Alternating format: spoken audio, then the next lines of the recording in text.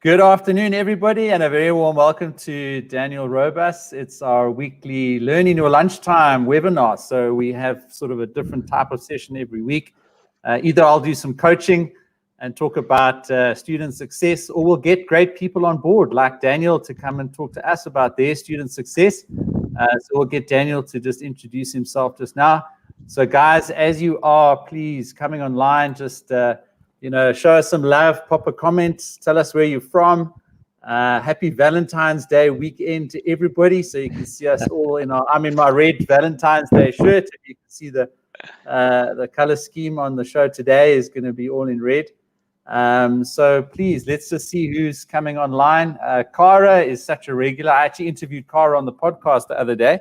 So Cara has been taking on a bit of mentorship responsibilities with a couple of her fellow students. And that's something that we encourage in the student success community, is to help each other, because we can't do it alone. And we talk a lot about postgraduate studies. And it's been hard enough even before COVID. So with lockdowns and everyone having to work and study from home, it's been pretty tough. So hello, Tracy. Hello, Checkmate from Tux, Pretoria University, way up in the north. Great to have you on board. So let's get into it. And Daniel has got so much to share with us, and such a, of all my friends and colleagues, I think I shared on YouTube yesterday, he's the one guy that I would love to just, have on the show. And we've managed to get into his busy schedule. He does so much these days, and he's just such a popular figure. So Daniel, we're going to talk MBAs. We're going to talk starting a business. We're going to talk selling robots. We're going to talk traveling the world. We're going to get everybody into the mood for a Valentine's Day weekend. But I also want to make sure that people get lots of value in terms of your student journey. So we're going to get into all of those topics. But just tell us, what's your headspace today? What's your life rocks words of wisdom for everybody, just as you introduce yourself? Oh, thank you, Pete. There's such a broad canvas, and I really miss seeing people face to face, and it's so lovely to connect with you again. And I think the thing to start with is life rocks if you let it. And what that means for me is that every single day, every single person is presented with a choice. It's either yes or no, it's good or bad. It rocks or it doesn't. And it's your state of mind that gets you through that and which way your path's going to go. And we can see the very same situation and get two completely different experiences from it just by making a simple choice. And when we talk about the MBA journey, and we're going to dive into that, I think, just now, you get out of your MBA as much as you want or as little. And I find that reminding myself of that every day about life rocks, if you let it, just enhances the gravity and the responsibility that I have to enjoy every moment, whether I'm working, whether I'm with my family, whether I'm doing sport or doing anything strange. You have to enjoy it, because there's some guy who was born by circumstance in the middle of the Congo who is digging illicit diamonds. So how bad is my life that I'm stuck in traffic? It's actually not that bad. I make a point of going to gym or running every single day during work. And people look at me and they say, oh, how can you do that? And I say, because I can. Because we can work our schedules around that, because people are outcomes based now. They're not time based. And it just fills me with absolute dread when I think about checking in at 8 in the morning and checking out at 5 in the afternoon. And I get so sad that we've got leaders that are managing on that clock-based system still today in the time of the gig economy. And, we met long time ago. And I've always been in the project space and selling projects and working in projects and being the bridge between business and IT.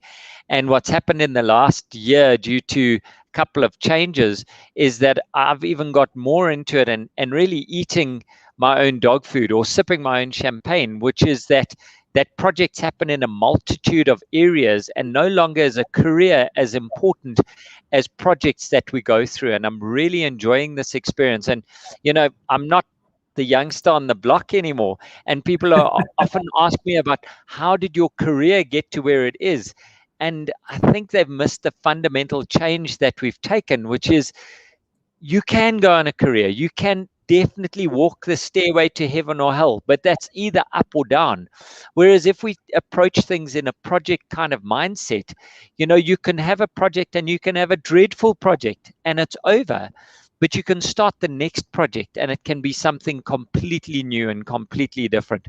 So I'm doing a lot of facilitation now. I'm doing a couple of podcasts. I'm learning from you, and all of this means that I get to interact with new people and new circles and get more creativity going.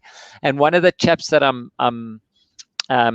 assisting and mentoring from a sales perspective, his practice is just shooting through the roof.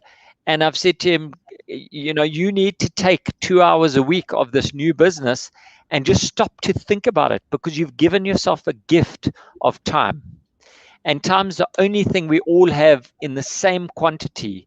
But you'd be amazed how much people like you, Pete, do in the same time that someone else has got, and they can't get off the couch. Shame. Daniel, yeah, and I think your optimism is just so infectious, and I'm so grateful for the chance that I've had to learn from you and from that optimism. And it's a constant reminder that you do have a choice. But just to dive into a couple of the questions, and I mean, I think we sort of positioned you as someone that's got experience in going through this MBA conveyor belt, and giving some insights about that, and whether it's useful and important for students, etc. But maybe let's just kick off that journey.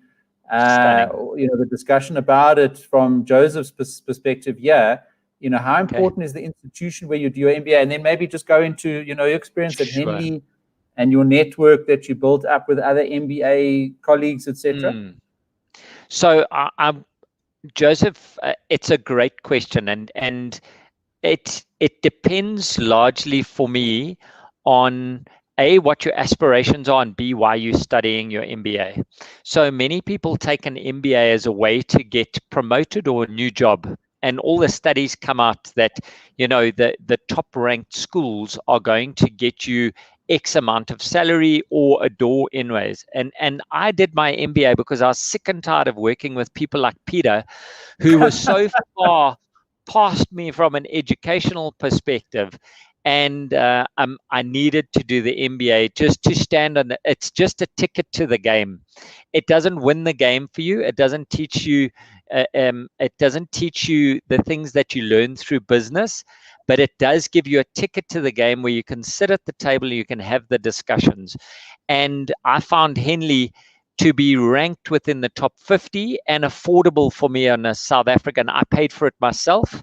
Okay, that's a lie, because iFactory paid for half of it, my company, but I paid for it out of my money. So it was the best that I could afford. I would have probably preferred to have gone to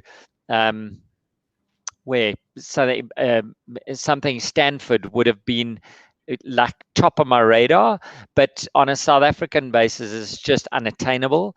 And Henley's in the top 50 in the world. So that is a big tick in the box. In addition to that, I have a South African passport, and living in Africa is something where I believe that you need to have an insurance policy. Your skills need to be relevant to the world, and you need to have a plan that if you want to move, people want you. And the MBA was one of those ticks as well, which says I can work somewhere else. And I have credibility to work in Europe, and I can work in the States or whatever. So those were the things. I've got another question. What is the most important subject? And again, Joseph, that's going to really depend on your drive to study. So a lot of engineers get into an MBA, and that's hopefully to teach them personality, but that or business operations or whatever. From my perspective, there was a big emphasis, I thought, on finance, but I actually did my thesis on reputation management, which is a really good subject within the Henley choice. And reputation is so important today in our connected world, but is ignored by professionals. So in my findings of the thesis were from the 78 people I interviewed from sales and sales management, everybody says that reputation is important for were working on their reputation. So that quickly became the most important subject for me, because as you might see, I'm not afraid of the limelight. I enjoy being center stage, which means my reputation should be going before me, and you need to work on that. And how do you do that? So that was the most important, and an unlikely left center subject that came from the MBA. I didn't even know it was a subject. So I thought it was finance, so that I could get around the table with people like Pete and have discussions. And I was implementing and selling financial solutions into big organizations. But honestly, there's so much more that you learn through your MBA than just subjects, and we'll dive into that as well. Maybe I can detract or go back, rewind all the way. I went to 9 schools, and my upbringing was probably as stable as playing table tennis on the Titanic. So I did not come from a traditional background, and I didn't have the backing of my folks in anything. So instead of going to varsity when everyone was going and I'm studying and drinking and having a good party, I had to go to work. And it took me a very long time to get into tertiary education. And the MBA just short-circuited all of that.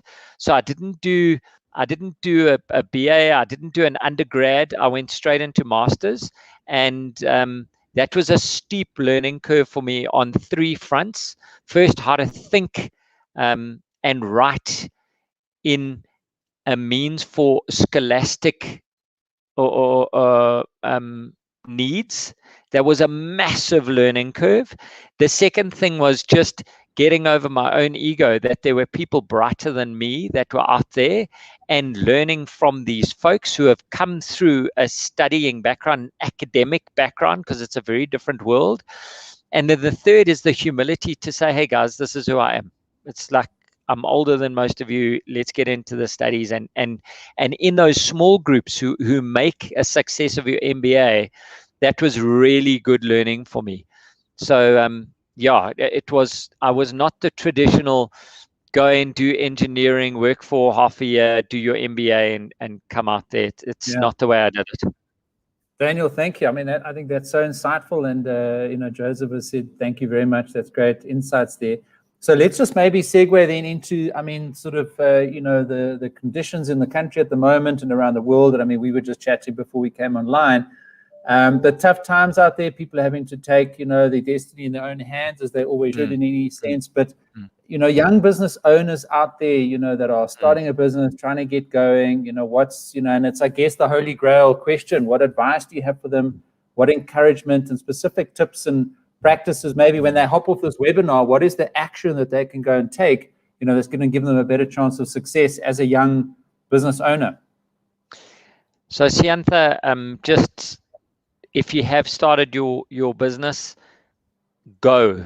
Just be amazing. Just do it, because you will never be young again, and you will never understand how the power of your youth that you have now.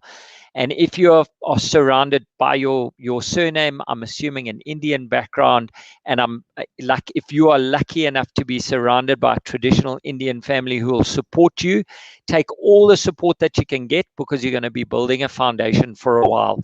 Depending on what your industry is, there's different ways to shortcut that process of being a new business owner to being a business owner. And that new word goes away quite quickly. Experience is what you get just after you need it. So forgive yourself. That's the thing that I'll say. Just forgive yourself. You're going to make complete mess ups. That's okay.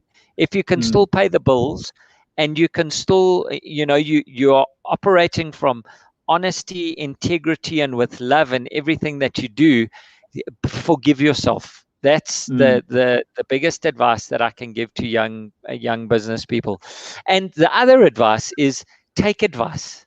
There's people that are available, like Pete, like myself, that have been around for a long time. Careful who you pay for advice, but be gentle with the people who are giving you advice for free.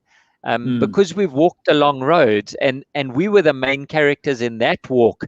We're coming into yours and we're giving you advice just out of love, that we don't want you to make the same stuff ups.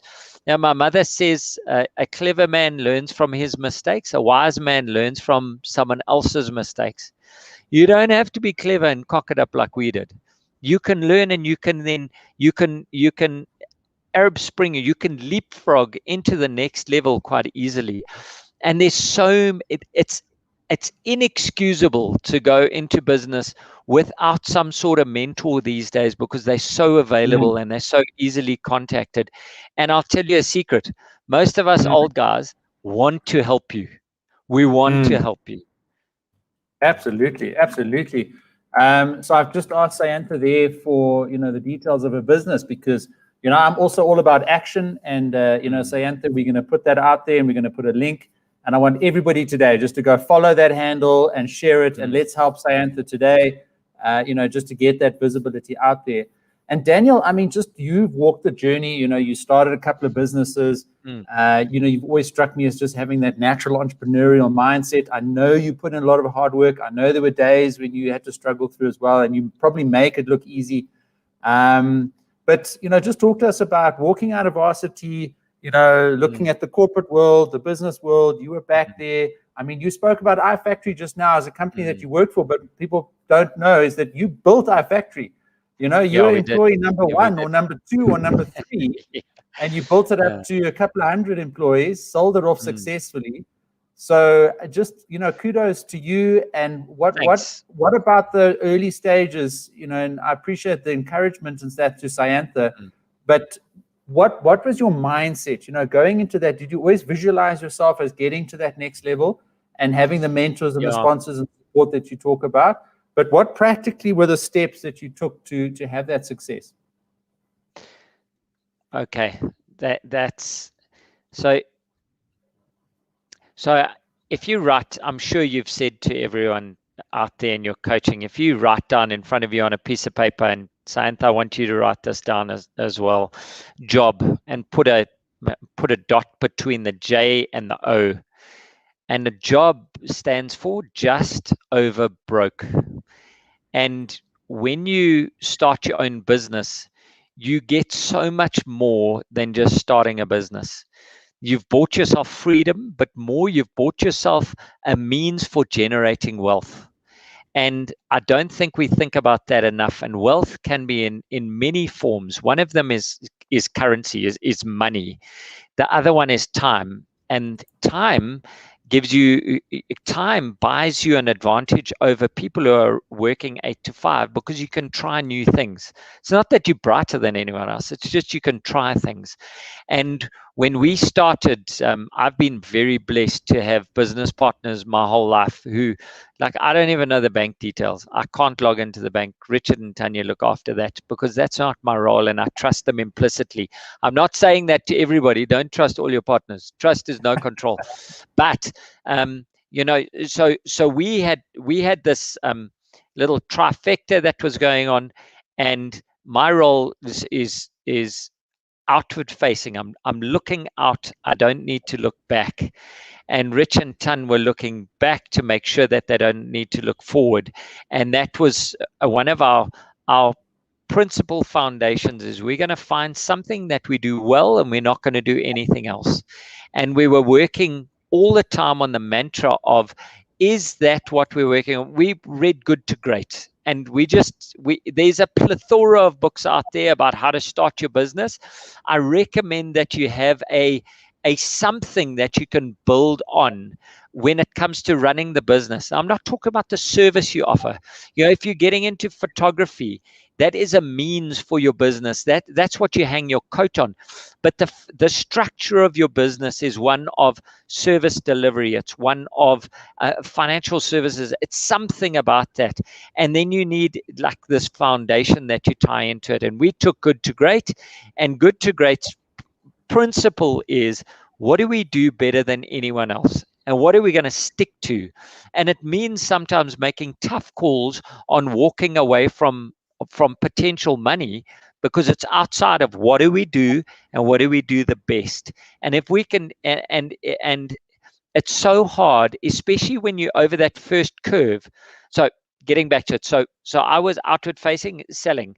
It did mean that Rich and Tanya had to do some uncomfortable things, and they had to go into consulting and, deliver the work that we were doing. And we were always looking at sustainability. So how do we so sustainability is, we want to sell sustainable, repeatable business all the time of a standard that we get to. So once we had identified what it was, then it's quite easy to come around the table as 3, as 5, as 10 to say, how are we sticking to that mantra of what we are doing in what do we do better than anyone else? And what the difficulty is not in those first 6 months or year, Pete. It's when you start being successful and people are noticing, then they think that you can do other things, and that's the cardinal sin. It's like dating 2 people at the same time. You just can't give your full attention to both of them. You date one person, you marry one person, you stick with one person, you be loyal to that person, they're loyal to you. When you philander, you run into trouble. So, and that's how I think, from a business perspective, you've got to be radically focused, radically involved, passionate believer. And then when somebody tells you you're doing the wrong thing, listen with half an ear. Because sometimes you might be so radically focused that you miss out that you've got a cuck product, and then you shouldn't be there. So, and then be grateful. Yes. Be grateful when you've got somebody that taps you on the shoulder. Daniel, and so just quickly to Noah, absolutely pop the link out there so they can hop on and join us now and listen to this wonderful conversation. But then also the recording will be available at the same link. And we've shared Sayantha's business. And Sayantha, you've already got, I think, 1 customer in the terms of Cara. So she says she loves your products. So just fantastic, guys. This is what we're all about here, is just to help you succeed. Daniel, just on the business journey, you were talking about the 6 months, 1 month, 1 year, etc., and then the growth. And I mean, this concept of, initially you're working in your business, right? And then you're going to be working on your business, and you've got the partners and the systems and the processes. And you must anticipate that you are going to scale and grow and get beyond that sort of, poverty line mindset that a lot of, I guess, solopreneurs sort of start off with. And does that visualization or that anticipation also kind of broaden your horizon and then help you grow? Because I find some people are limited by their own mindset. And if your business is still dependent on your 24 hours per day, it's not going to grow. But if you think like a business owner, so that you actually get out of the way, put the processes and systems in place to allow them to scale, and then like you did, lead the vision, look outside for the opportunities, etc. That's what people should be thinking from day one, eh? Correct. I mean, I don't need to say anything else. I'm a believer in that.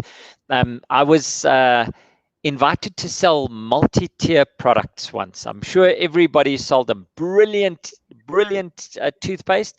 Ryan, I'm coming to your question. A brilliant toothpaste, and you got to get people in. It's an amazing training ground for how to mess up sales, and do it well. So some people who are selling those products are doing very well. But one of the things that I took away from that is, how do I earn money through my business while I'm sleeping, or I'm eating, or I'm on holiday, or like my vision is to have 4 months holiday a year. Thanks for playing. I love my family. I want to go on holiday with them, but I do a lot of races that take me away, and there's lots of the world to see, and you can't do that if you are selling hours on the hour. And the moment you start your business, you need to decide, what are you doing? Are you a sole person who's going to run in this business, or do you want to run something that can employ many people so you can start another business? And I'm all for empowering people to think about the sustainability of their business. It must run when you are not there. Okay. And Ryan's question there, Daniel, this idea of a business Yeah. plan and so on.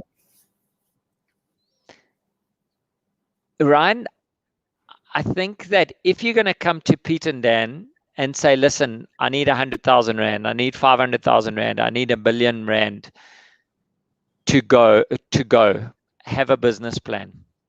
And I'm talking about a well thought out business plan with chapters and sections and whatever. That's but a lot of people get stuck in that theoretical building of the business and don't do anything. You know, the best thing is a little bit of action. And I'm not saying go into it the way I do, because sometimes I just get excited and I just go, wow, that's not great. That's not how you want to do it. But you want to have a one-pager. What do we do? How do we do it? Who are we selling to? Why should they buy from us? And let's go. And spend time on crystallizing your vision at night with your friends. Have a pizza party or whatever. But don't stop it from action. It's for me, action is really important. And then you build that business plan as you go through, because your business plan is actually sitting in your head. You need a business plan if you've got 5 people, because you can't communicate. You want it to be talking for you when you're not there. And I believe that you can't do that until you've lived the business, until you've had a couple of months, you've got some stuff going, you get it. So I'll tell you a story of a friend of mine. He owns camerastuff.co.za, and they went on holiday with us to a place in Botswana.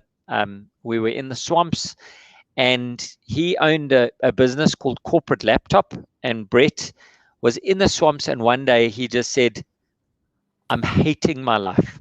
I don't like customers. I don't like staff, and I'm in a dead end already. And I say, oh, that's a little bit radical. You're only 30. And he took this 10 days and did some thinking. He came back to Johannesburg, sold his business, and he took 3 months off to think about what he wanted to do. And he came back with the fact that he loved camera, he loved photography, and he was a techie. And the internet was just getting going.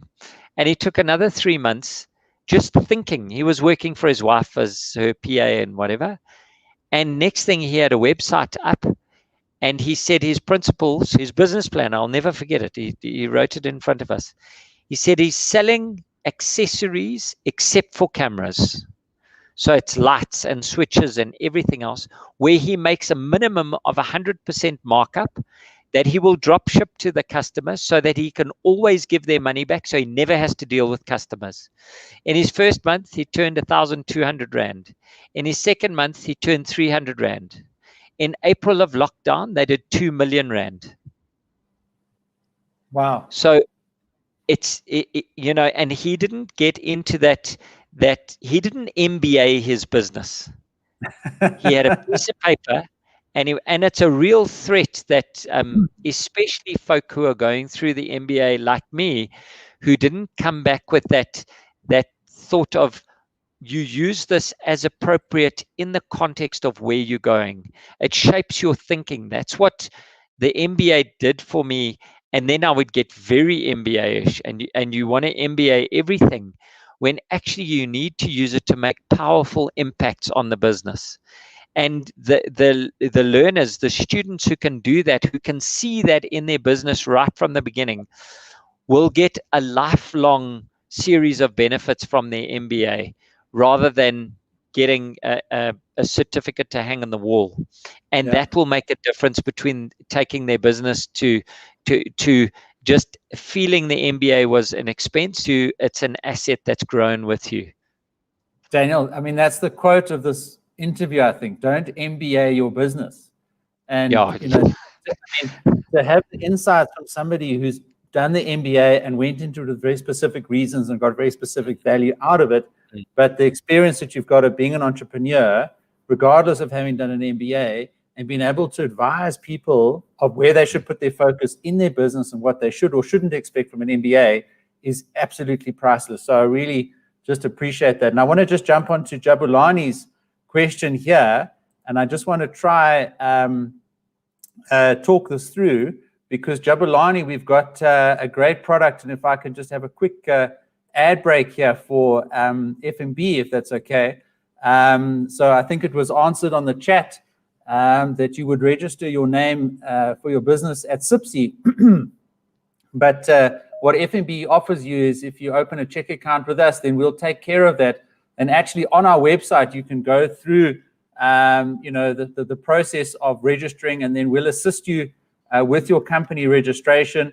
So you just hop onto the FNB website there. And in a previous role I used to look after IT for our commercial division. So we put in place all these systems so you can actually reserve your company's name on the FNB website. And of course, we'll bundle some great products and value adds in there as well, so that we can become your financial partner through your journey as a business owner. But what we've tried to do is take out, a lot of that administrative burden. We've done the hard work of integrating into the government's websites, and that can often be very frustrating and difficult. And so FNB certainly tried to take the friction out of the journey of being a business owner. So hop on there. You can see some of the benefits there of registering your company. But Jabulani, I'll put this link also into the chat. And I think Gaming Cubers, you've also got the same request there. How does one register a business name and how much does that cost? So Gaming Cubers, pop onto our website there. And I think if you take up a check account with FNB or a business account, I think it's actually free. So don't quote me on that, but just double check when you hop onto the website. And I'll put the link on there as well. And then Matete said, thank you for this. I have a question. I've recently registered my company from which I plan to have multiple entities. Must the company be a group to house all these entities? So I think, Daniel, let's just get back to your expertise on, a group of companies, how complex, how simple, etc. You got to, Matete, you got to think about that very carefully. So if you've got common shareholding and you've got if you've got common shareholding and there's no reason for a different year end, think carefully about creating a group. You are multiplying your tax issues, you're multiplying your governance, you're multiplying all of the things that operate behind the scenes that you think you don't think about beforehand. There's a very big difference between having a group branding versus having group companies. If you've got different shareholding for some reason, so you've got different partners that are operating, or you've got different structures, so one is owned by workers and 50% by workers, or whatever the reason is, yes, I can see that. Or if you're acquiring going concerns, I can understand it. But we did it at iFactory. We had iFactory Property, iFactory Consulting, iFactory International, iFactory Solutions. And when we sold into Dimension Data, the absolute nightmare of these different entities has haunted us for years. So really, yes, you've got to register them individually. It's a complete, there has to be a very good justification to do it, or else you're going to pay a lot to someone to do that for you. And from our perspective, we thought were good reasons in our immaturity in the business. In retrospect, they weren't. The only one that made sense was having iFactory Property out. And if iFactory International had to have gone, we wanted to start up a consulting house in India.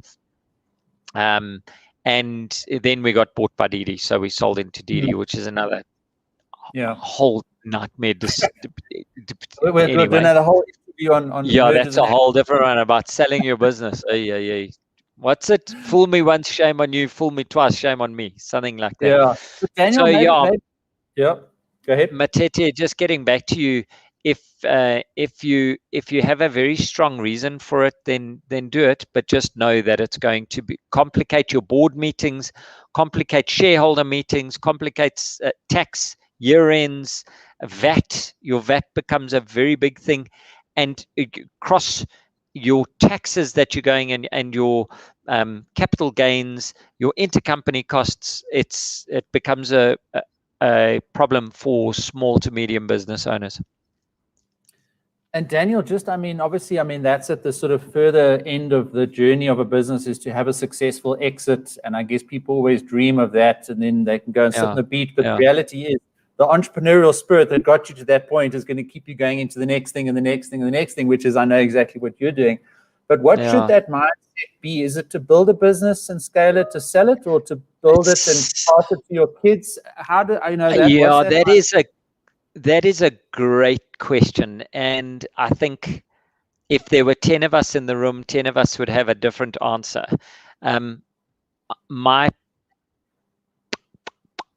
My personal is, you should be working in the business as if you want to be there forever and leave it to your kids, but have it ready for sale when someone comes. So it's different structuring, but it means that your governance is going to be aligned. So you need to be running it as if this is your baby in the center of your life.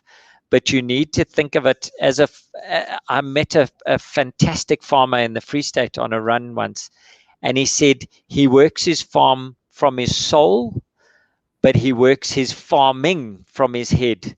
And if someone wants to buy the farm, he'll take the money for it. And I think that's the difference in both of them. I think that one word of advice for any of the like gaming cubers where you're going to be bought by someone big or whatever, think very carefully before you sell, because that money where you think you're going to be retiring, buying a small island in Mozambique, it doesn't often happen like that. That's why the Oaks make the news. You know, we sold for a very decent amount of money, and paid off house, paid off car, you know, that sort of stuff. But it was not in the hundreds of millions. And you don't get that. We're not in the center of that now. And of the 2,000 startups that we had last year, how many have made it into Silicon Valley and got those big numbers? It's the same as how many pop stars make it. You know, we all know a friend who plays guitar. You know, he's not selling to sold out concerts. So we don't Daniel, aim for mediocrity. You play guitar? Yeah, badly. We don't aim for mediocrity, Pete, ever. Daniel, we aim for excellence. Yeah. Daniel, can you hear me? I know you play guitar. You're talking about your next chart hit. Yeah, exactly. Can you hear me, Pete? Yeah, got you. All good. Loud and clear. I think that we need to plan to operate our business in the best way that we can. And that's why, you know, an entrepreneur MBA is a very interesting question as well. In when do you do that? And that's not for me. That's for you to talk through. But the benefits, you have to then choose your MBA really, really carefully to add the value to your business, because it takes a big chunk of money out of your business.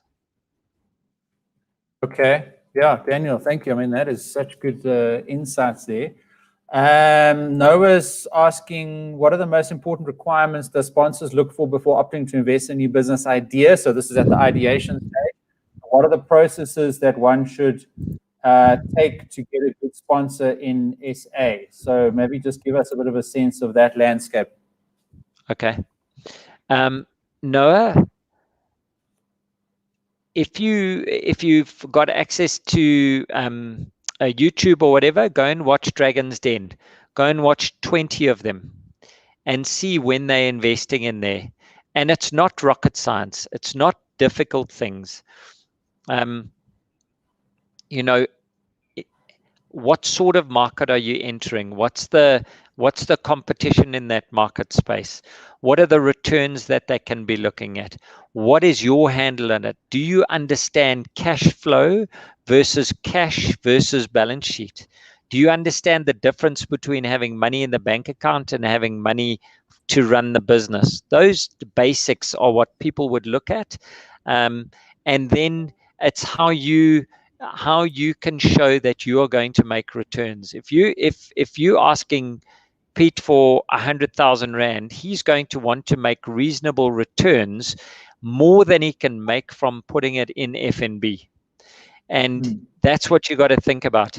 And let me tell you, folks, if you do the deal with the devil and you get outside shareholding, they want that. They don't care about your business. They care about their money in your business. So I'm not a fan of bootstrapping, which is paying for your start of your business yourself, because that's how I run my business, and it's hard. But guess who I'm answerable to? I'm answerable to myself, probably my wife, and God. The rest can go to hell. I can run my own business the way I want to. When you've invited someone else around the boardroom table, they expect payment. Yeah, yeah. Daniel, just your thoughts on the mining industry. I mean, I know you've been in the technology space, but I know you're very well versed in current affairs. And I don't know if you've had any experience in the mining industry, just to help this question that we've got here. You know, that's we've got family who live in Rustenburg, and they are making huge money in mining safety, mining equipment. They're doing so well. So there's always going to be, but it's quite a small environment. So it's well known by the people who are in there. And a new entrant, you're going to pay big money to get in there. So you've got to have something which is unique to get in, but there's still lots of money. However, if you have to look at urban mining and green mining and this new economy that's coming out, which is about sustainability, that's a new industry. So your barriers to entry are lower. And Africa is ripe for this. So clean energy, green energy, mining. So taking in Ghana and Accra, where they have been infamous for being the dump of techno from the first world for so long, burning it down and getting out gold, uranium, and all the rest of it. There is potential for big money from turning waste into worth. And I mean, if you're a young entrepreneur, which is not connected by people who own countries and that, then maybe look at something. You always want to look at your barriers to entry and your chance of success. I mean, I would love to get into music. I'd love to be a musician, but I'm a cuck singer and I'm not great at guitar. So, why would I put my future in there? There was an interesting TED talk about what do we do with our kids? Do we let them work in their area of gifting, and how do we advise them, on where to go and let them follow their dreams and passion? And I'm not sure if I'm allowed to say it on your channel, Pete, but the conclusion was, that's cuck. Don't let your kids do that. Let them work in an area of opportunity where they can use their gifting. So you want to be clever. There is a river of money that's going through the world, the whole economy, it's running. And you want to be able to access that. You can access it via bucket, or you can access it via pipeline of money. You need to be, it doesn't help if the river is here and you are over there. You're not going to get access to it. So, then you got to be thinking quite cleverly on how you do it. So look at the barriers to entry. Look who's in there. By your surname, I think you're from Zimbabwe. Do you have any contacts in the mining industry that have come from Zim or wherever you are? Then go in there with your eyes open. But that's just an old. Daniel, thank you. I saw we had a couple of comments there, just people in jewelry. There was somebody talking about jewelry there. There was somebody talking about being in the fitness industry there, Nike, Adidas, etc. I mean, I guess, without knowing the backgrounds of these people that are asking these questions, I mean, your advice sort of would be as well, do you follow your passion and what you are aware of and think you can do well, or do you go and look for the opportunity and adapt your skills and your value proposition? Tap into that. So I want to go back to the jewelry person, and then we'll get to Thabo. I have a 14-year-old who is very artsy, and she wants to write. And and she wants to write stories and books and all the rest. There's no apprenticeship program for her. It's very different in the jewelry environment, where there are some well-established good names of jewelers who have made their name over years. But unfortunately, they tend to keep their secrets quite closely guarded, and you're in the arts. You've got to get over yourself and carry on. If you think that that's where you want to be, then you need to carry on. The problem with handmade African jewelry is everybody from Africa thinks they can make it.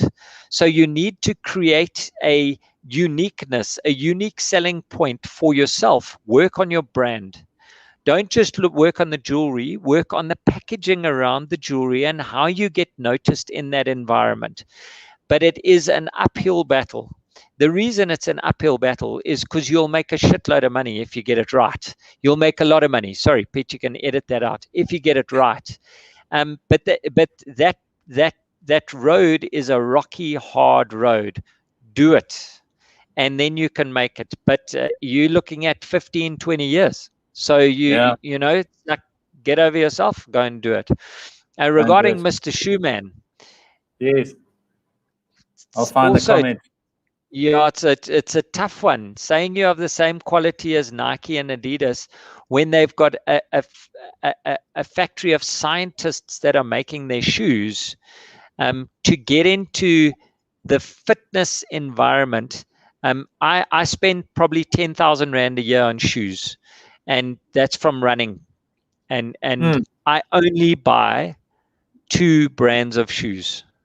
Okay. So and the reason for that is I'm prone to injury, and I've found through lots and lots of experience. And one day when we can talk about me going in for almost an operation when it was something else. But so that's a very specialized environment.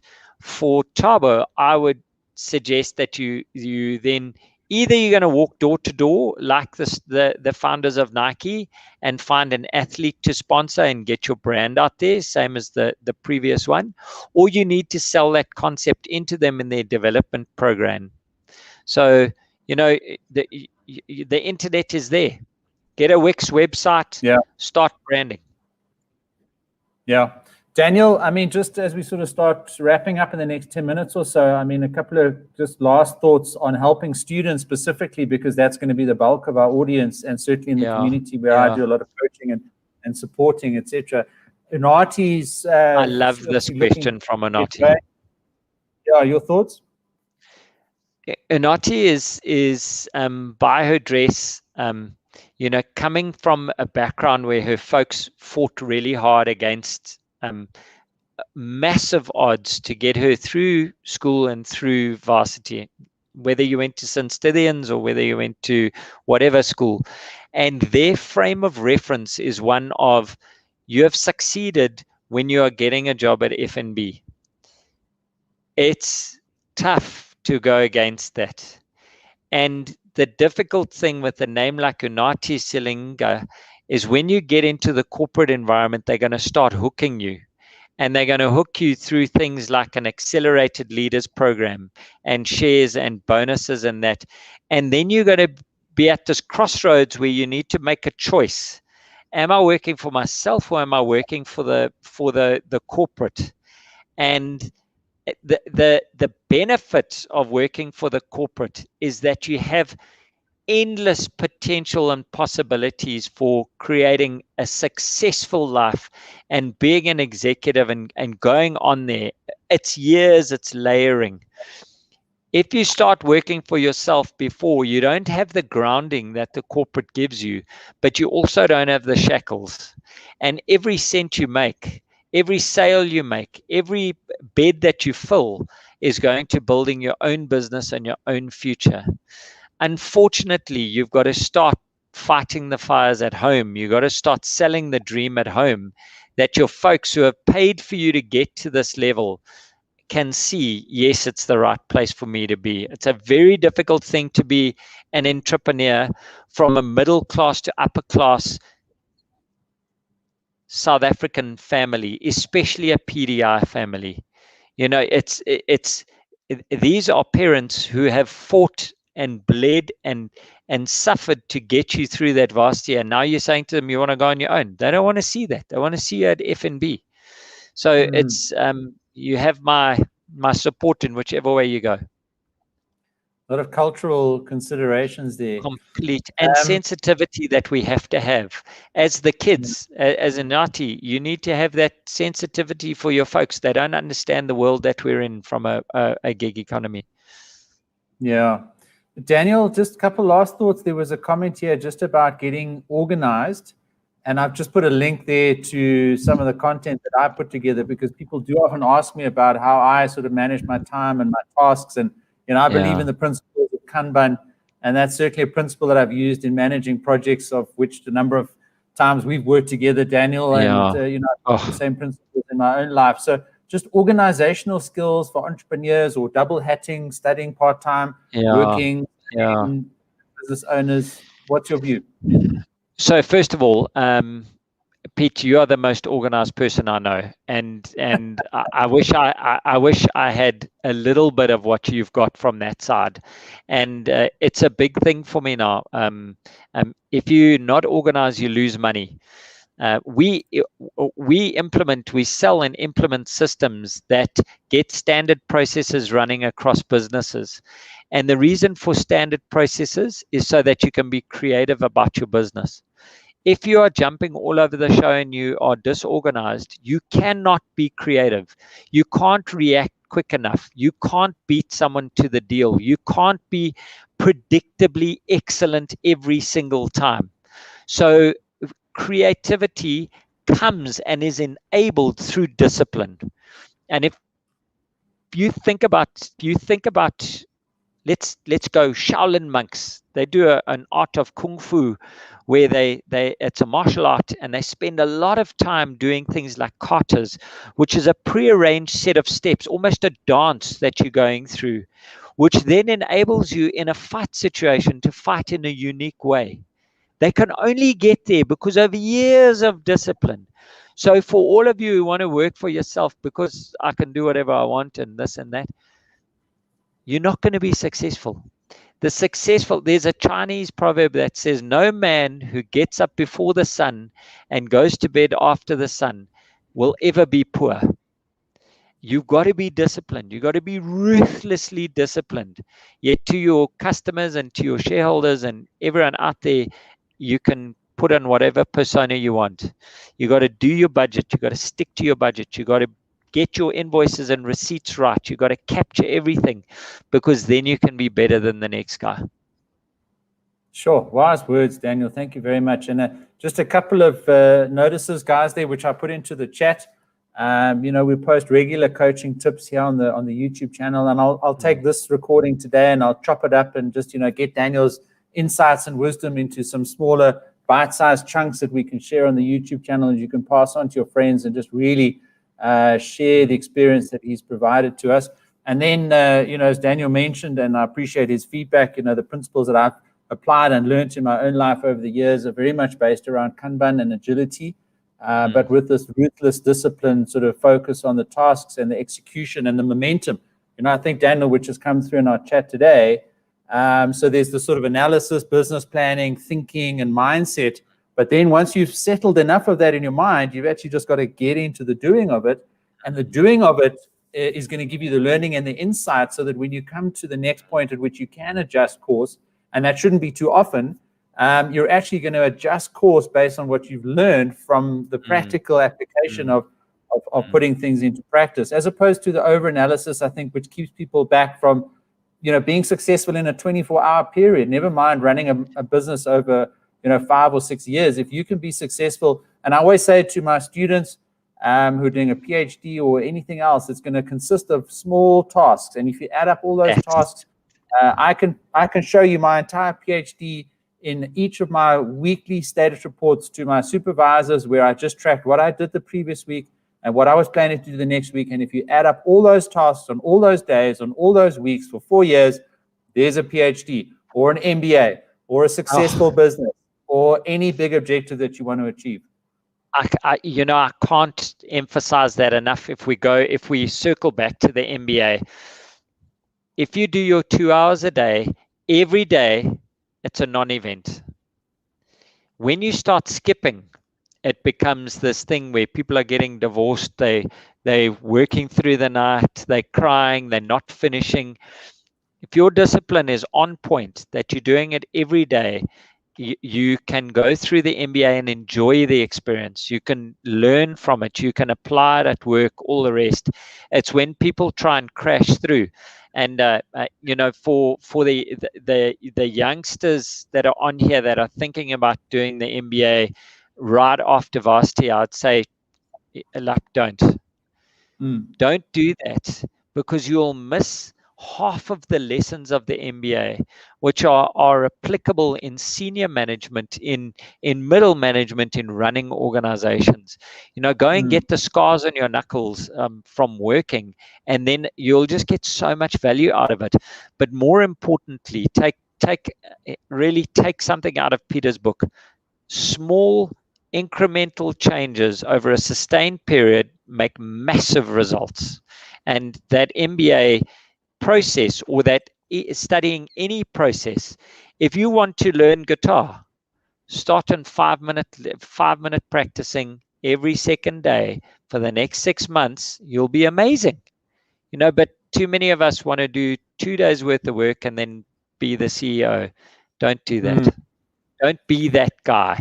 Don't be what people are writing about the students of today, how you know, how short their attention span is. Yeah. Dan, last question, and I think a couple of people have asked us about the postgraduate diploma. There's a couple floating around. I'm actually working with a group of students at the Wits Business School at the moment with a sort of a path to success in terms of helping them get an internship. So that's a 1-year postgraduate diploma sort of type of program versus the larger scale MBA, which you sort of indicated get some experience under your belt first and so on. But specifically to answer Aldane's question there. Yeah, Aldane, I found it invaluable. Hey, I really enjoyed it. Unfortunately, I smashed it out the park, and they said you have to carry on with the MBA. So I probably left it a little bit late, but it gives you such a nice feeling for what you're going to get into in your MBA. And also, because you've been immersed in law for a while, you've missed the practices of business, and that will give you a nice a view into business in different areas, and give you a real get under the hood kind of view.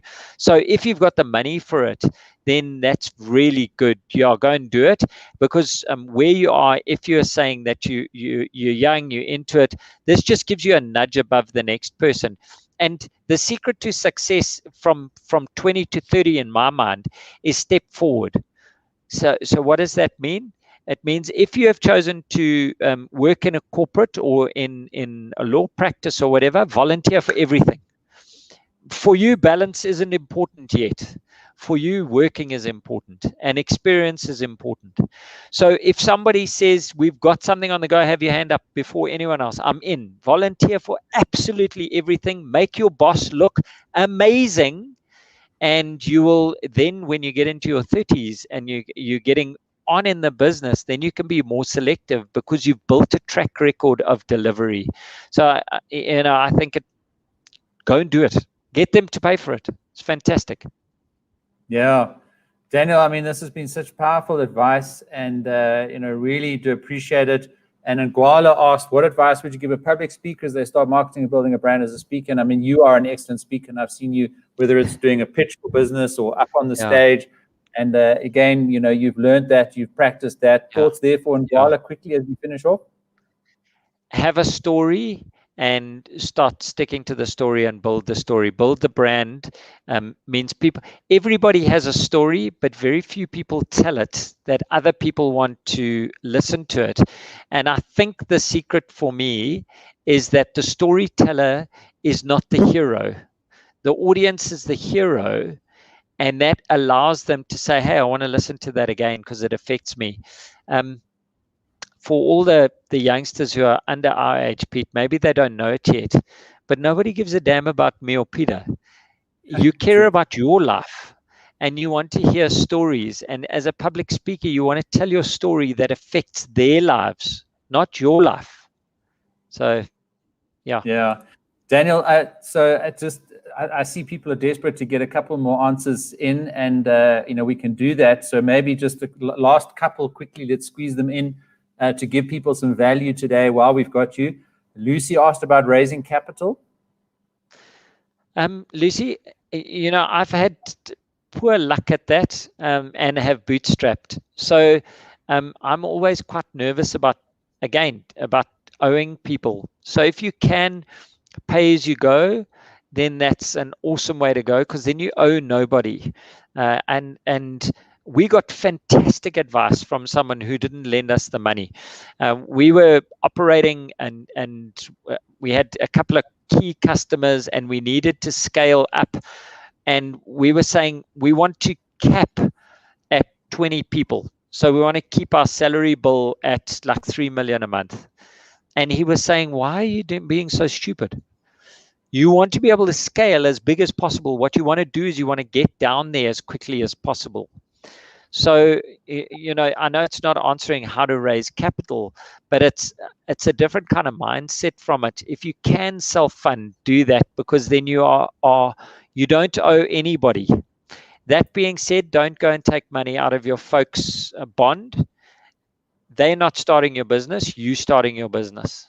So one way is to get your workers to buy into the business. If your vision is clear, they would love to do that. And then you get into that sharing and wealth creation mindset right from the beginning. The important thing for everybody out here, if you want to take one thing about me, one thing away, life rocks when everybody improves. So if you're making money, everybody must be making money. If you are taking a half day off, let everybody take a half day off, and then you can get money from different areas, and raising capital comes in different forms. Otherwise, fill in a good business application, go and pitch it to some VCs and give away half your business. I'm not a fan. Did it come across? Life rocks. I'm going to quote you there, Daniel. Life rocks when everyone rocks. Yeah. Daniel, I mean, we've had such great thoughts coming through here. And I think what I will do is I'll chop the video up and I'll put that out onto the YouTube channel. So guys, please just do go and subscribe there. I did also put a couple of links there to just increase the amount of value that you can get from the session, and take action. Go and enroll in that free Kanban course there and learn about the principles that I've applied in my own life, to get through a PhD, to get through lots of other things. And Daniel's applied those principles in certain ways, and you've heard about his success today. But I think the common theme that's hopefully come through between both myself and Daniel is just the optimism, being positive. And it's a glorious, beautiful day in a wonderful country that we love. And there's so many opportunities out there. And certainly my contribution is to try and create a platform where you can learn and get value and help each other. And hopefully we've already boosted Sayantha's business this afternoon. So if we can get her 100 extra followers, that's just going to create a little brand there that she can grow and scale. And I think Daniel's provided just some outstanding advice for all of you that, maybe at a bit of a crossroads, going into the corporate world versus starting your business, or how to start a business, or what type of business you go into, etc.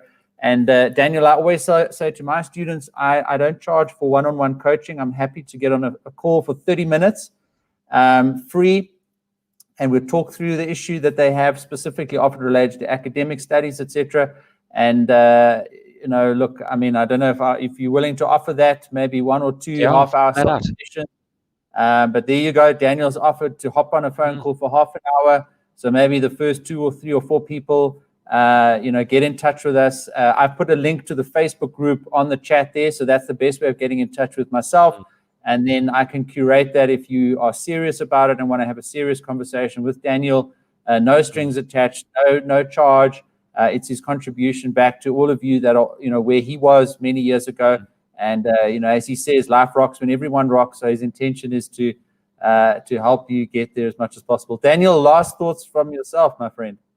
Many years ago, Pete. Yes, you're making me sound old.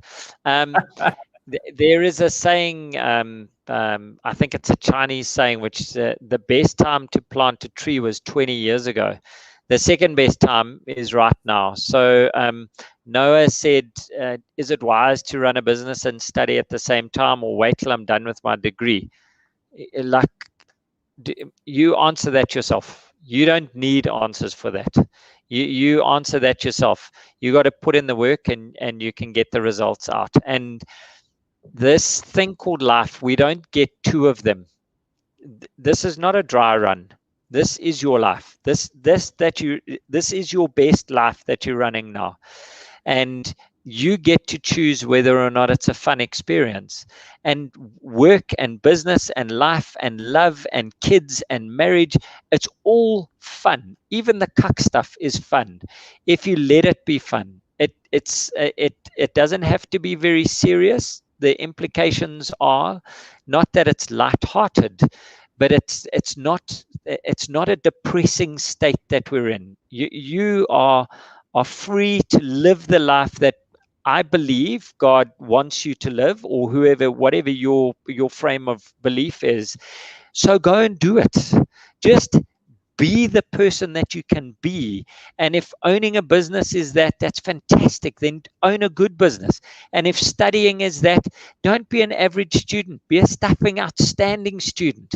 And if you're going to be a manager, be a great manager. And if you're going to be in sales, be a great salesman.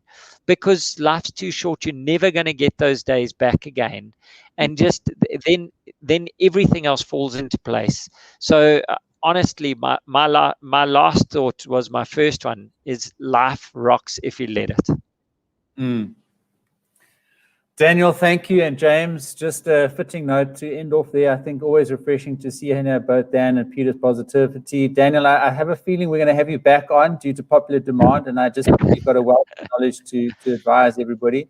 And I think on your point of, if you are going to study, be a successful student. So join up to the Student Success Coach podcast, YouTube channel, Facebook group. I put the mailing list in the chat there. So please take advantage of all of those things. That's my commitment to your success, having been through that journey, willing and able to give back. And Daniel, having been through a similar journey and also starting up, successful businesses along the way. He's given some insights there about, the business journey. Daniel, there was one last question about a good business book to recommend. You've spoken about Good to Great.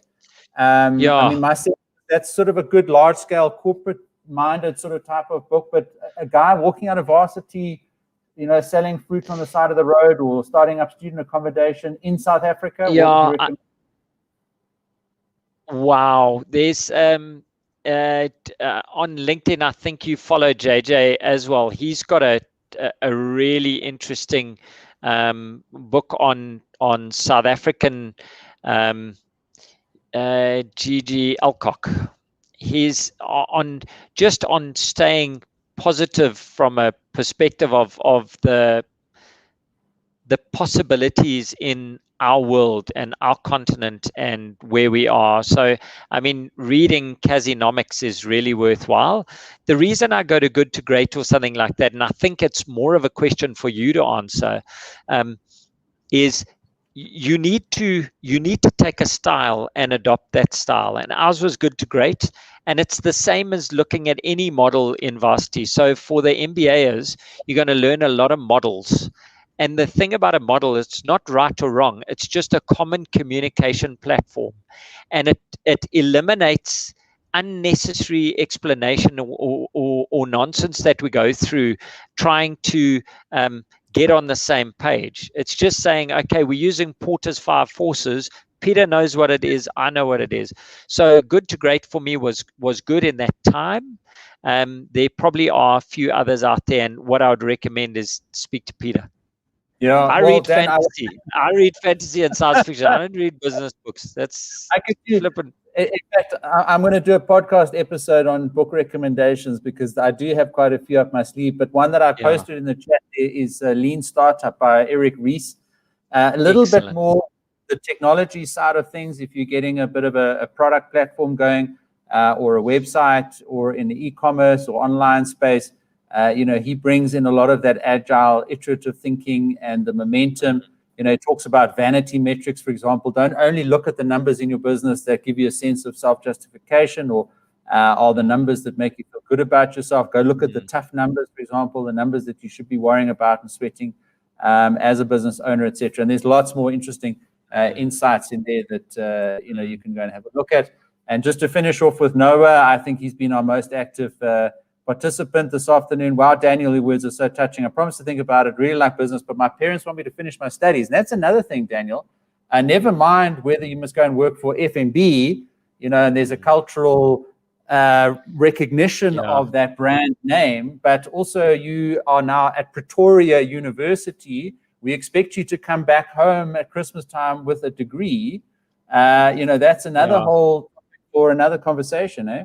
It is, and I know that we've gone over, and this one is so close to my heart. And a lot of folk, we live in a country which is so diverse, and we've got people who are like Dickalady, who works in our house. Her kids are the first kids of their family to go to varsity, and when Tumasang was being interviewed to go to Heronbridge, the principal said to him, "Tumi, why do you want to come to our school?" And he said, "My grandfather writes his name with a cross, and my father can write his name, but he can't read the newspaper. I can't wait till I can sign for my house." And that's the weight of responsibility, the gravitas that he has, that he's working towards as a young man in South Africa. So I'm well aware of our cultural divisions and diversity that we're in, and that weight that you carry. And man up, shoulders back, and do what you have to do. That being said, there is opportunity to create in new ways that our folks didn't know about, and we didn't know about. So how you get there is really a course of some choice, some luck, some hard work. And if you believe in your business, then do it at the same time. Financial problems, like everyone has got financial problems. This is Africa, but everybody has made it. This is Africa. And I was doing a talk in Angola, and the one guy said, "Everyone keep quiet, listen, what can you hear?" And there were generators running for electricity, and he said, "Africa's open for business." So we've all got money constraints in South Africa. Then you must be creative, and you must do that. And it depends how much you're willing to sacrifice for that dream. So I know that's very patronizing, but it's the reality. Daniel, thank you. And we are going to leave it there.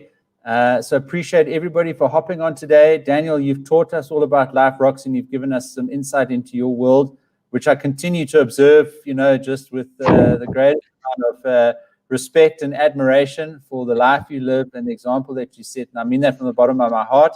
And I think we've all benefited from that today. So thank you. As Ngwala here, Matsupola says, thank you for your wise advice, Daniel. Last thoughts for the Valentine's Day weekend. Go and love. Go and love. Just the one you love, not many of them. Daniel, thank you so much. Thanks, everybody. It's been an awesome session. Hop on to the YouTube channel, grab the recording, share it with your friends, and have an awesome weekend. Cheers, guys.